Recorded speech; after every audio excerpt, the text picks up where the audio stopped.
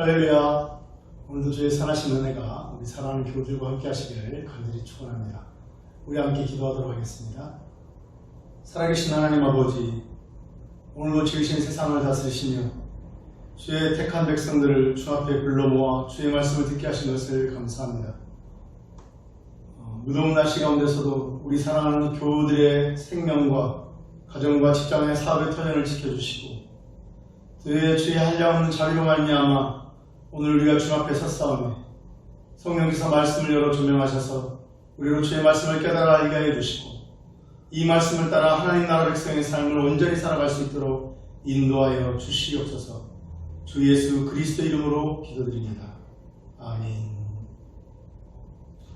오늘 우리에게 주신 하나님 말씀은 사도행전 10장 1절부터 16절까지의 말씀입니다. 사도행전 10장 1절부터 16절까지의 말씀, 신약성경 203쪽이 되겠습니다. 제가 받들어서 읽겠습니다.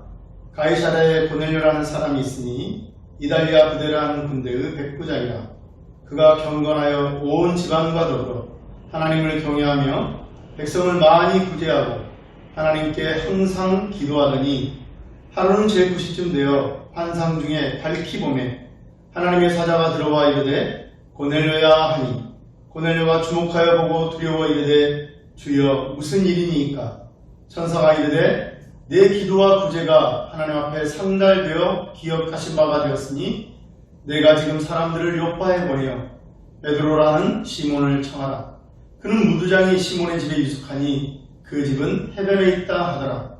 마침 말하던 천사가 떠나매 고넬료가 집안 하인들과 부하 가운데 경건한 사람 하나를 불러 이 일을 다 이루고 요파로 보내니라. 이튿날 그들이 길을 가다가 그 성에 가까이 갔을 때에 베드로가 기도하려고 지붕에 올라가니 그 시각은 제6시더라. 그가 시장하여 먹고자 하매 사람들이 준비할 때에 황홀한 중에 하늘이 열리며 한 그릇이 내려온 것을 보니 큰 보자기 같고 네 귀를 메어 땅에 들이웠더라. 그 안에는 땅에 있는 각종 네 발 가진 짐승과 기는 것과 공중에 나는 것들이 있더라.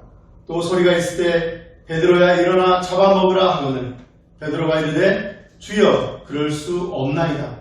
속되고 깨끗하지 아니한 것을 내가 결코 먹지 아니하였나이다 한데 또 두 번째 소리가 있으되 하나님께서 깨끗하게 하신 것을 내가 속되다 하지 말라 하더라. 이런 일이 3번 있은 후 그릇이 곧 하늘로 올려져 가니라. 아멘. 가이사랴에 주둔하고 있는 이달리아 부대의 백부장인 고넬료라는 사람이 있었습니다. 오늘 우리가 읽었던 1절과 2절 말씀 보게 되면 이 고넬료라는 사람은 경건하였고 온 지방과 더불어 하나님을 경외하며 백성을 많이 구제하고 하나님께 항상 기도하였다라고 말하고 있습니다. 비록 그는 이방인이었지만 하나님을 경외하는 사람이었고 하나님의 백성으로서의 삶을 살고자 노력하는 사람이었다라고 성령께서는 말씀하고 계신 것입니다. 그런데 이 고넬료는 그럼에도 불구하고 아직까지 예수 그리스도의 복음에 대하여서는 직접 들어본 적이 없었습니다. 예수님은 마태복음 28장 19절 20절에서 승천하시기 전에 모든 족속으로 제자를 삼으라고 말씀하셨습니다. 또 누가가 기록한 사도행전 1장 8절을 보게 되면 성령이 너희에게 임하시면 너희가 권능을 받고 예루살렘과 온 유대와 사마리아와 땅끝까지 이르러서 나의 증인이 될 것이라 라고 말씀하셨습니다. 이 말씀은 이 세상에 흩어진 디아스포라 유대인을 대상으로 하는 것이 아니라 말씀하신 그대로 모든 민족, 예루살렘과 유대와 사마리아와 땅끝에 살고 있는 모든 사람에게 복음을 전하라는 예수님의 대위임 명령이었습니다. 그리고 이 일을 위해서 필요한 것은 이방인 또한 이스라엘 백성들처럼 구원의 대상이라는 사실을 새롭게 인식하고 그들에게 복음을 전하는 일이었지만 그럼에도 불구하고 오늘 본문이 보여준 것처럼 이 말씀은 아직도 적극적으로 실현되지 못하고 있었습니다. 예수님께서 승천하신 후에 성령이 제자들에게 임하시고 그리하여 성령의 권능 가운데 공공의 장소에서 복음이 선포되는 과정을 통해 간혹 이방인들이 복음을 들을 수 있었습니다. 또 빌립지사를 통해서 에디오피아 여왕 간다게의 신하가 세례를 받기도 했습니다. 그럼에도 불구하고 교회는 공식적으로 이방인에게 복음을 전하는 일에 있어서는 여전히 머뭇거리고 있었던 것입니다. 바로 이런 상황에서 하나님은 이방인인 고넬료에게 천사를 보내시고 그리하여 이방인에게도 복음이 선포된다는 사실을 교회가 깨달을 수 있도록 이제 교회의 편견을 깨뜨리시기 위하여서 이 닫혀진 문을 친히 열고 계시는 것이죠. 우리 3절부터 5절의 말씀을 함께 보도록 하겠습니다. 하루는 죄시 90쯤 되어 환상 중에 밝히움에 하나님의 사자가 들어와 이르되 고넬료야 하니 고넬료가 주목하여 보고 두려워 이르되 주여 무슨 일이니까? 천사가 이르되 내 기도와 구제가 하나님 앞에 상달되어 기억하신 바가 되었으니 내가 지금 사람들을 요빠에 보내어 베드로라는 시몬을 청하라. 그는 무두장이 시몬의 집에 유숙하니 그 집은 해변에 있다 하더라. 하나님의 사자는 고넬료에게 말씀하십니다. 바로 요빠에 있는 베드로를 청하라 하시는 것입니다. 하나님의 사자는 그냥 요빠라고 말씀하지 않습니다. 그가 무두장이 시몬의 집에 거하고 있을 뿐더러 그 시몬의 집은 해변에 있다라고 아주 구체적으로 말씀해 주시므로 고넬료가 보낸 사람들이 방황하지 않도록 배려하시는 것을 우리는 주목해야 됩니다. 무슨 말이냐? 하나님께서는 이 고넬료와 그를 계시한 이방인을 구원하시고자 하시는 아주 확실한 뜻을 이 말씀을 통하여서도 우리에게 보여주고 계시는 것이죠. 그런데 여기서 우리가 한 가지 질문을 할 것이 있습니다. 왜 하나님은 수많은 제자들 가운데 베드로에게 고넬료의 하인들을 보내게 하시는가? 우리가 아는 것처럼 예수님의 제자 중에는 나름 탁월한 많은 제자들이 있었음에도 불구하고 오늘 하나님께서는 천사를 보내셔서 고넬료로 하여금 베드로에게 사람을 보내게 하고 계십니다. 누가복음 5장 10절을 보게 되면 예수님께서 베드로를 부르시는 장면을 이렇게 기록하고 있습니다. 세베드의 아들로서 시몬의 동자인 야고보와 요한도 놀랐습니다. 예수께서 시몬에게 이르시되 무서워하지 말라. 이제부로는 내가 사람을 취하리라. 내가 사람을 취하리라. 또 마태복음 16장 18절을 보게 되면 베드로에게 이렇게 주님은 말씀하십니다. 또 내가 네게 이르노니 너는 베드로라. 내가 이 반석 위에 내 교회를 세우리니 음부의 권세가 이기지 못하리라. 베드로를 부르셨을 때, 또 베드로가 주님에 대한 신앙 고백을 했을 때 하셨던 말씀처럼 베드로를 통하여 당신의 교회를 이 땅에 세우시고자 하시는 하나님의 뜻이 이루어져 가고 있는 것입니다. 베드로를 만나시고 베드로를 부르셨을 때 주님께서 보여주신 베드로를 향한 그 분명한 뜻이 오늘도 흔들림 없이 진행되어 가고 있는 것을 우리에게 보여주고 있는 것이죠. 우리의 모든 삶에도 하나님의 뜻이 있다고 믿습니다. 하나님께서 우리를 세상 가운데 만나주시고 우리를 불러주셨을 때 우리를 통하여 이루시고자 하시는 하나님의 나라와 의가 있습니다. 그 하나님의 나라와 의가 베드로를 통하여 이렇게 이루어져 가시는 것처럼 우리의 남은 삶의 여정을 통하여서도 흔들림 없이 이루어져가는 복된 역사가 우리 모두의 되기를 간절히 축원합니다. 자, 드디어 베드로가 있는 요빠성에 고넬료가 보낸 사람들이 도착을 했습니다. 7절 9절 말씀을 보시게 되면 마침 말하던 천사가 떠나매 고넬료가 집안 하인들과 부하 가운데 경건한 사람 하나를 불러 이 일을 다 이루고 요빠로 보내니라. 이튿날 그들이 길을 가다가 그 성에 가까이 갔을 때에 베드로가 기도하려고 지붕에 올라가니 그 시각은 제 6시더라. 이렇게 말하고 있습니다. 고넬료는 천사의 말씀을 따라서 아주 신실한 하나님의 종이라 여길 수 있는 그러한 사람들을 구별해서 베드로를 천하로 보내졌습니다. 이제 그 사람들이 요빠에 도착했지만 그럼에도 불구하고 베드로는 아직 준비가 되어 있지 않습니다. 그래서 하나님은 베드로로 하여금 이 사람들을 맞이할 수 있도록 베드로를 준비시키는 한 가지를 행하시는데 흥미로운 것은 이 일이 바로 먹을 것을 두고 이루어지고 있다는 것입니다. 10절부터 14절의 말씀을 읽어보도록 하겠습니다. 그가 시장하여 먹고자 하매 사람들이 준비할 때에 황홀한 중에 하늘이 열리며 한 그릇이 내려온 것을 보니 큰 보자기 같고 네 귀를 메어 땅에 들이웠더라. 그 안에는 땅에 있는 각종 네 발 가진 짐승과 기는 것과 공중에 나는 것들이 있더라. 또 소리가 있으되 베드로야 일어나 잡아먹으라 하거늘 베드로가 이르되 주여 그럴 수 없나이다.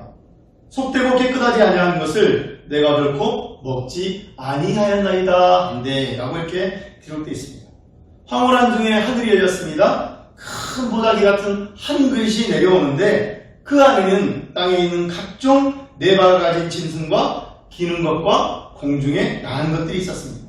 그리고 하늘에서 소리가 들리기를 베드로야 일어나 잡아먹으라 라고 말씀하셨습니다.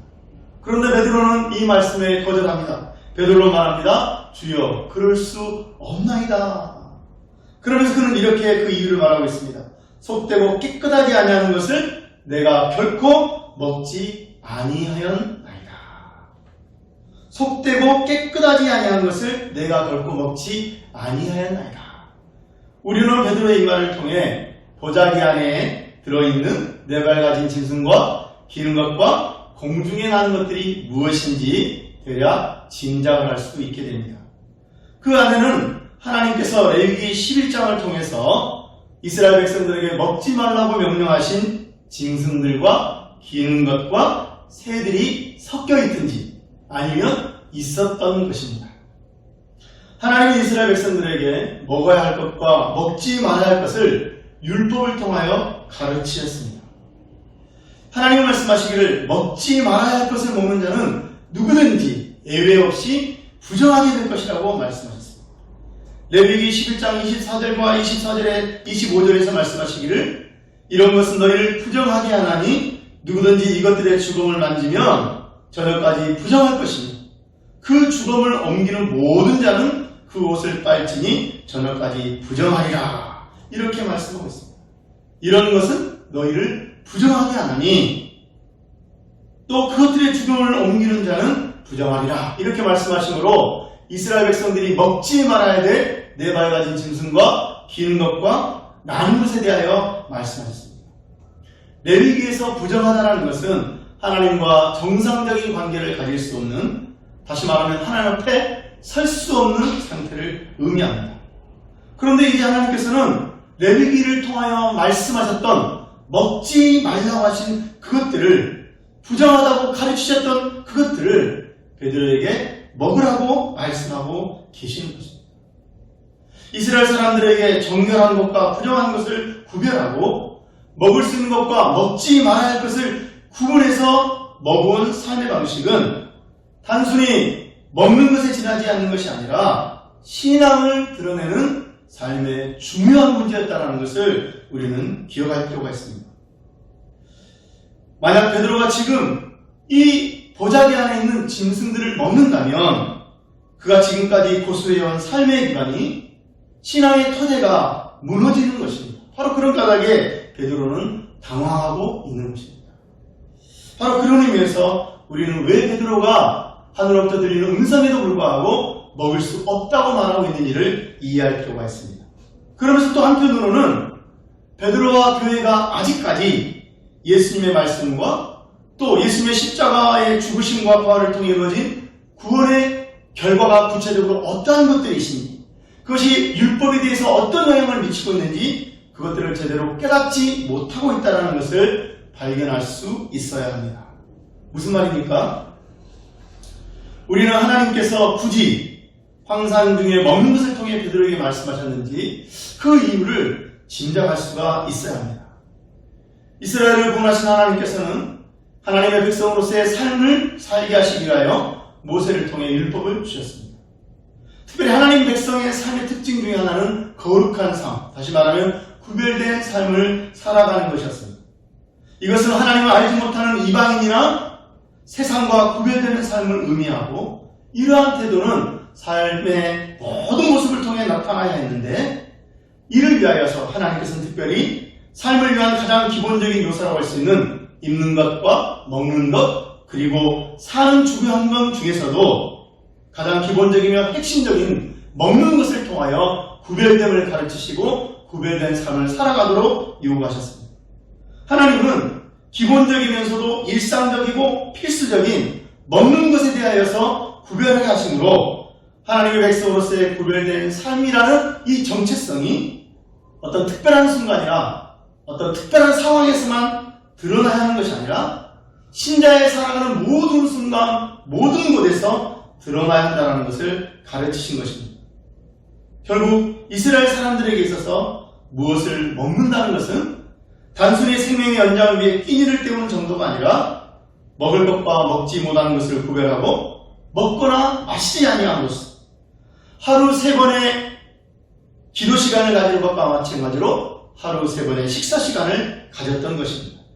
이 식사 시간은 자신들이 누군지를 자각하는 순간이요, 하나님에 대한 자신의 신앙을 고백하는 과정 중에 하나로 여겨졌던 것입니다. 바로 그런 맥락에서 우리는 바벨론 포로로 끌려갔음에도 불구하고 왕의 진미를 거절했던 다니엘과 세 친구를 이해할 수 있습니다. 그들은 입맛에 맞지 않아서 왕의 진미를 거절한 것이 아니라 하나님 앞에 부정해지지 않기 위해서 왕의 진미를 거절했습니다. 이와 같이 먹을 것과 먹지 말아야 할 것을 구별하는 것이 신앙의 바른 태도라고 할 때 이방인과 이스라엘을 구별하는 것 또한 바로 이 연장선상에 놓여있다는 사실을 우리는 놓치지 말아야 합니다. 그런데 여기 하나의 문제가 있습니다. 우리가 알고 있듯이 이 율법은 예수 그리스도를 통하여 완성되어졌다는 사실입니다. 예수님은 마태복음 5장 17절에서 이렇게 말씀하셨습니다. 내가 율법이나 선지자들을 폐하러 온 줄로 생각하지 말라. 폐하러 온 것이 아니라 완전하게 하려 함이라. 예수님을 통하여서 율법의 뜻이, 율법의 의미가, 율법이 이루어야 할 것들이 완전하게 될 것이라고 말씀하십니다. 이 말씀은 하나님이 지금까지 이스라엘에게 주셨던 모든 계시와 율법에 담긴 의미가 예수 그리스도를 통하여 완전하게 성취되었고, 그럼으로써 새롭게 해석되고 새롭게 적용되어야 한다는 사실을 의미하고 있는 것입니다. 성령의 감동을 받은 사도 바울은 로마서 7장 6절에서 이렇게 말합니다. 이제는 우리가 얽매였던 것에 대하여 죽었으므로 율법에서 벗어났으니 이러므로 우리가 영의 새로운 것으로 숨길 것이요 율법 조문에 묵은 것으로 아니할 것이니라. 새로운 시대가 우리 주 예수 그리스도의 구속의 은혜로 말미암아 우리에게 주어진 것입니다.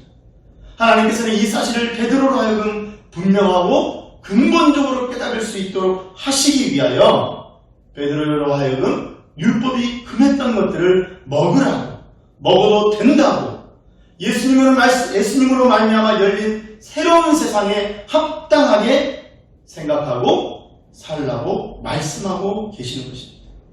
바로 15절 말씀이 그와 같은 것이죠. 또 두 번째 소리가 있을 때 하나님께서 깨끗하게 하신 것을 내가 속되다 하지 말라 하더라.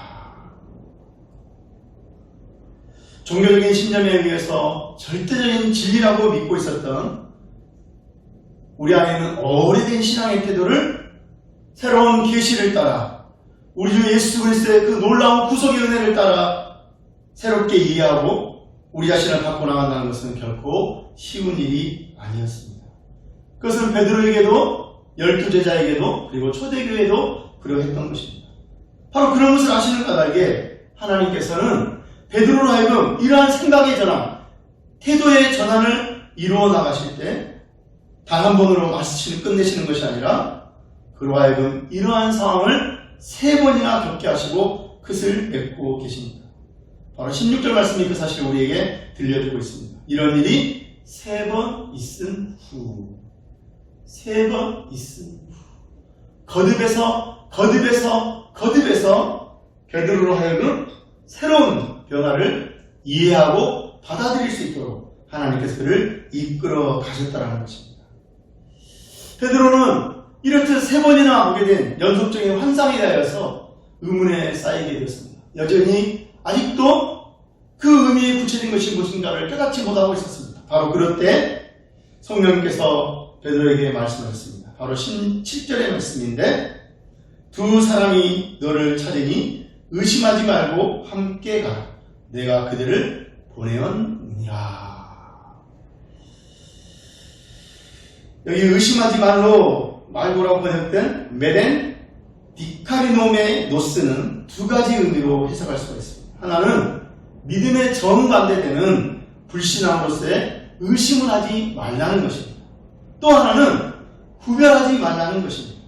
존 스타트는 이 문장을 유대인과 이방인을 구별하지 말라는 성령의 말씀으로 해석하고 있습니다.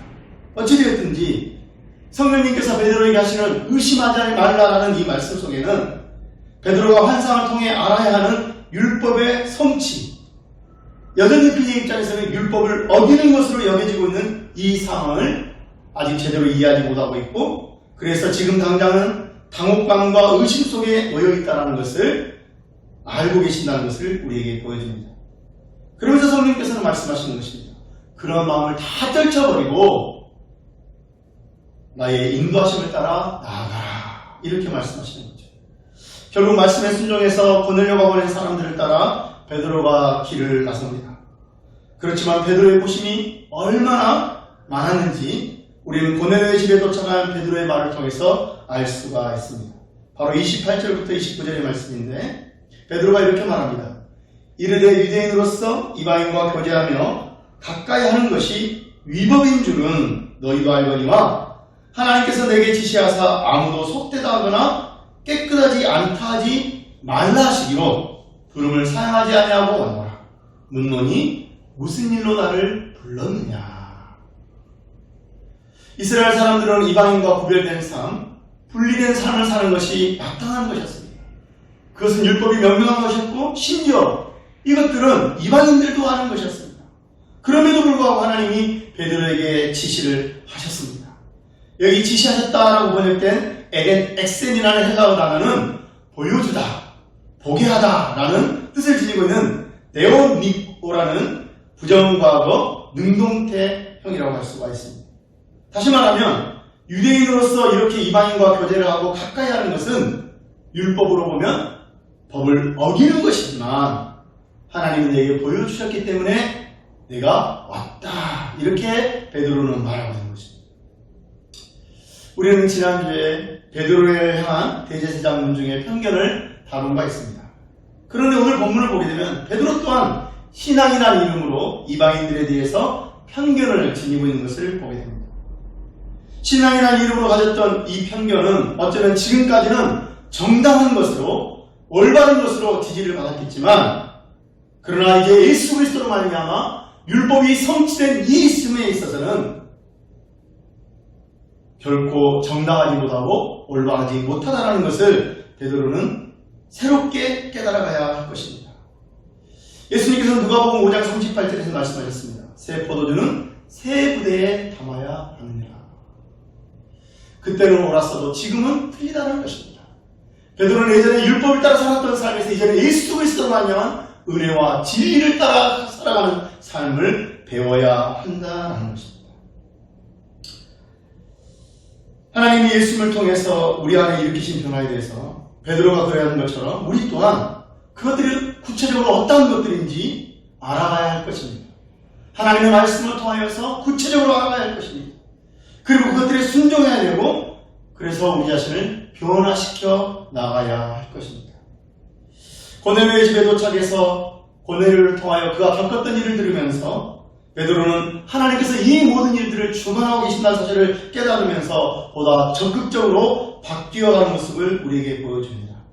바로 34절로 35절의 말씀인데, 베드로가 입을 열어 말하되 내가 참으로 하나님은 사람의 외모를 보지 아니하시고 각 나라 중 하나님을 경외하며 의를 행하는 사람은 다 받으시는 줄을 깨달았도다. 베드로가 이제 깨달았다는 것입니다. 무엇을 깨달았느냐? 하나님이 사람을 차별하지 아니하신다. 이스라엘과 이방인을 차별하지 아니하신다. 하나님을 경외하며 의뢰하는 모든 사람이 구원받기를 원하시는 것이 하나님의 뜻이다. 내가 이 사실을 깨달았도다. 그러면서 그는 복음을 전하기 시작합니다. 그리고 복음을 통하여서 변화된 놀라운 상황들을 보면서 그는 하나님의 말씀을 이야기하기 시작합니다. 흥미로운 것은 베드로가 복음을 고넬료의 가정에 들려줄 때 그 복음에 대해서 무엇이라 말하는가? 이스라엘 자손에게 보내신 말씀이다, 이렇게 말하고 있다는 것입니다. 여러분 36절부터 37절 보실까요? 만유의 주 되신 예수 그리스도로 말미암아 화평의 복음을 전하사 이스라엘 자손들에게 보내신 말씀, 곧 요한이 그 세례를 반포한 후에 갈릴리에서 시작하여 온 유대에 두루 전파된 것을 너희도 알거니와. 예수 그리스도로 말미암아 화평의 복음을 전하사 이스라엘 자손에게 보내신 말씀, 그러면서 이제는 그 말씀을 이방이 고넬료에게 전하기 시작하고 있다는 것입니다. 다시 말하면 이 복음이 그저 이스라엘에게만 머물기 위해 주어진 것이 아니라 온 세상에 하나님을 경외하며 의를 행하고자 하는 모든 사람에게 보내어진 것임을 알게 되었다라고 말하는 것입니다. 그리고 이러한 사실은 그가 말씀을 전하는 중에 고넬료의 집에 임하신 성령의 강림하심을 통하여 확신으로 이어지게 됩니다. 47절로 48절의 말씀이 바로 그것입니다. 이에 베드로가 이르되 이 사람들이 우리와 같이 성령을 받았으니 누가 능히 물로 세례 베품을 금하려 하고 명하여 예수 그리스도 이름으로 세례를 베풀라 하니라. 그들이 베드로에게 며칠 더 머물기를 정하니라. 주님께서 마태복음 28절에서 말씀하신 너희는 모든 족속의 제자를 삼아 내가 너희에게 가르친 모든 것을 가르치고 세례를 주라 하신 말씀이 드디어 베드로를 통하여서 이방인들에게 이루어지고 있는 감격적인 장면을 우리가 보게 된 것이죠. 오늘 우리가 살펴본 이 성경 말씀을 통해서 적어도 두 가지 사실을 생각해 볼 수가 있습니다. 첫째는 우리가 진리를 안다고 하더라도 우리의 생각과 행동이 즉시 그 진리를 완벽하게 소화해 낼 수는 없다는 것입니다. 1960년대 미국의 성형외과 의사인 맥스웰 몰츠는 새로운 습관을 가지는 데 필요한 시간은 21일이라고 주장했습니다. 그는 성형외과 의사로서 신체의 일부를 잃어버린 사람들이 그 잃어버린 일에 대해서 적응하는 그 기간을 21일로 보고 사람이 자신의 습관을 바꾸는 데 걸리는 시간은 21일이라고 말했던 것입니다. 2010년에 런던 대학의 심리학과 교수인 제인 워들 교수는 실험을 통해서 사람이 새로운 습관을 가지는 데 필요한 시간은 약 66일이 걸린다라고 주장했습니다.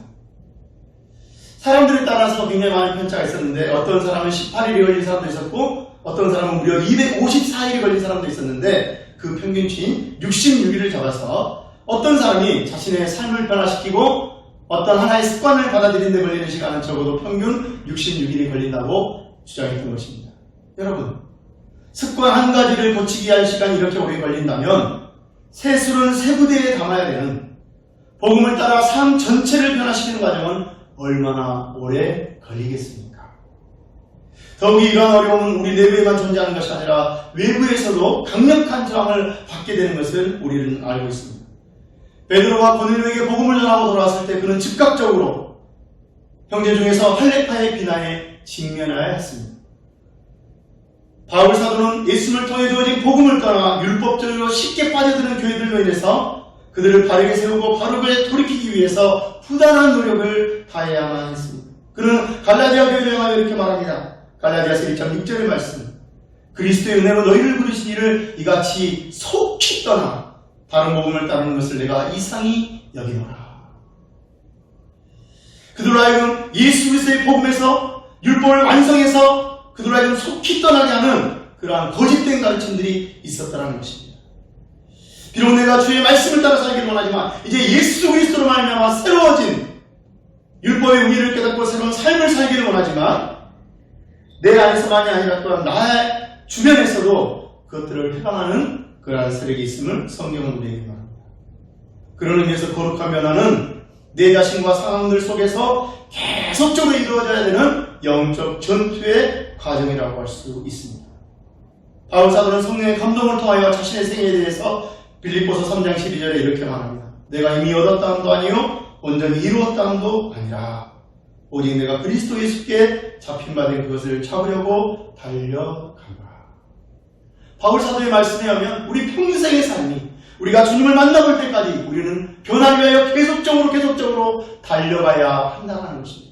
언제나 긴장하고 주의 말씀을 만나면 내게 주어진 이 복음의 놀라운 사실이 어떻게 적용되는가에 대해서 고민해야 되고 말씀을 통해 깨달아야 되고 그래서 나를 변화시켜야 되고 그리고 나와의 그릇된 길로 가게 하는 거짓된 주장들을 단호히 거절하면서 전진해 나가는 거룩한 성도의 삶이 이루었다 함이 아니요 잡힌 바 된 그것을 향해서 나아가는 삶으로 달려가야 된다고 말하고 있는 것이죠. 둘째는 이러한 변화를 위해서 우리 자신만 아니라 하나님께서 오늘도 우리 안에서 일하고 계신다는 것을 우리는 알아야 하겠습니다. 하나님께서는 베드로에게 있어야 할 변화를 베드로에게 떠낸 것이고 그저 바라만 보고 계시지 않으셨습니다. 오늘 본문을 통하여 보는 것처럼 환상을 통하여, 음성을 통하여, 사람들을 통하여 베드로 안에 존재하고 있던 율법의 의미를 새롭게 조명할 수 있도록 이끌어주고 계시고 그리하여 마침내 이방인에 대한 그의 관점을 변화시키고 계시는 것을 우리는 보고 있습니다. 이와 같이 하나님은 우리를 새로운 사람으로 보고 듣고 말하고 행동할 수 있도록 이끌어 가시고 있기 때문에 우리는 우리 안에 이 일들을 이루어 가시는 하나님을 신뢰하면서 낙심하지 말고 넘어졌더라도 다시 일어서서 이 믿음의 선한 싸움을 싸워 나아가야 되는 것이죠. 빌립보서 1장 6절에서 바울 사도는 성령의 감동을 통해 이렇게 말합니다. 너희 안에서 착한 일을 시작하신 이가 그리스도 예수의 날까지 이루실지를 우리는 확신하노라. 우리 안에서 착한 일을 시작하신 이가 있습니다. 우리가 아니라 우리 안에서 착한 일을 시작하신 하나님이 계십니다. 성령님이 계십니다. 예수 그리스도의 은혜가 있습니다. 이 은혜가 우리 주님의 날까지 우리를 떠나지 아니하고 우리를 붙들고 계시고 우리를 이끄시며 인도하실 것을 믿으시기를 바랍니다. 그러므로 우리에게 필요한 것은 우리를 이끄시는 하나님의 인도하심에 대해 민감한 것입니다. 우리의 주변을 통해 내게 주시는 하나님의 그 메시지에 대해서 귀를 기울이고 때로는 하늘에서 내려온 그릇들이 보여준 일들을 통해 베드로가 의아해했던 것처럼 우리 또한 이해할 수가 없고 의심스럽고 당황스러운 상황 속에 놓일 수도 있겠지만 또 우리 자신이 하나님이 요구하신 변화에 부응하지 못하는 우리의 연약함을 직면하게 되는 때도 있겠지만 낙심하지 아니하고 오늘 본문이 보여주는 것처럼 우리가 변화될 때까지 포기하지 아니하시고 우리를 이끌어 가시는 하나님을 의지하며 달려갈 필요가 있다는 것입니다. 말씀을 맺도록 하겠습니다. 저희가 베드로전서를 살펴보기 전에 먼저 사도 베드로의 삶의 어떠한 모습들을 보면서 먼저 은혜를 받는 게 좋겠다 하여서 지난주와 오늘을 이렇게 복음서와 사도행전에 있는 베드로의 모습을 보았습니다. 베드로전서 5장 13절 14절을 보게 되면 베드로 사도는 베드로서를 끝내면서 이렇게 말하고 있습니다. 택하심을 함께 받은 바벨론에 있는 교회가 너희에게 무난하고 내 아들 마가도 그러하느냐. 너희는 사랑이 맞춤으로 서로 무난하라. 그리스도 안에 있는 너희 모든 이에게 평강이 있을지어다. 택하심을 함께 받은 바벨론에 있는 교회. 베드로 사도는 지금 예루살렘에 있는 교회가 아니라 바로 로마에 있는 교회에서 본도, 갈라디아, 갑바도기아, 아시아와 비두니아에 있는 교회들에게 편지를 보내고 있습니다. 이방인들과 함께 유대인들이 더불어서 주의 몸된 교회를 세우는 가운데 이루어지고 있는 그의 편지인 것입니다. 우리를 변화시키기 위해 끊임없이 이끄시는 하나님의 인도하심을 신뢰하면서 우리가 부단히 우리 자신을 변화시키기 위해 노력하게 될 때에 마침내 우리는 주님이 열어주신 새로운 세상에 합당한 새로운 사람으로 성장하게 될 것입니다. 그리하여 그리스도 안에서 복음과 성령의 인도하심을 통해 자신과 세상의 비진리에 근거한 편견을 깨뜨리고 하나님이 구원하시기로 작정한 모든 사람을 위하여 섬기는 베드로처럼 우리들도 하나님이 예수님 안에서 주신 새로운 마음과 새로운 진리를 따라 부단히 우리 자신을 변화시킬 뿐만 아니라 이웃과 세상을 섬기는 복된 우리 자신, 우리 교회 될 수 있기를 간절히 축원합니다. 기도하겠습니다. 하나님 아버지 감사합니다. 고넬료의 회심을 통하여 이루어지고 있는 놀라운 장면을 인해 우리로 하여금 우리 안에 있는 아직도 변화되지 못한 여러 애국전의 헛된 것들을 마땅히 버려야 한다는 것을 베드로를 설득하시는 주님을 통하여 알게 하시고 또 우리 주님으로 말미암아 우리에게 도래한 새로운 삶과 새로운 비전이 어떤 것인가를 우리로 하여금 궁금해하게 하고 우리가 그것을 사모하게 하고 우리가 그것들을 추구해 나갈 수 있도록 오늘 말씀을 통하여 도전하여 주신 것을 감사합니다.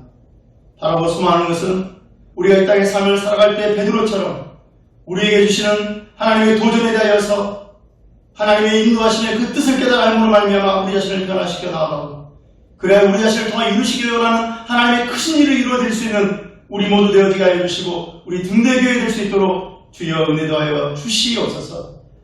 참으로 아버지 하나님, 바라고 소망하는 것은 이 어려운 시절에 우리 교우들로 하여금 더욱더 주의 뜻을 바르게 깨달아가게 하여 주셔서 마땅히 이 나라와 이 땅을 구원할 수 있는 하나님의 진리의 기둥과 터로서의 역할을 감당할 수 있는 주의 몸된 교회를 세우게 하시기를 원하오니 성령이여 저희 가운데 은혜를 더하여 주옵소서. 바라고 소망하며 주 예수 그리스도 이름으로 기도드립니다. 아멘. 이번 한 주간도 살아가신 주의 은혜가 여러분의 삶과 가정과 직장과 사회의 터전 위에 함께 하시길 간절히 축원합니다. 감사합니다. 사랑합니다. 축복합니다.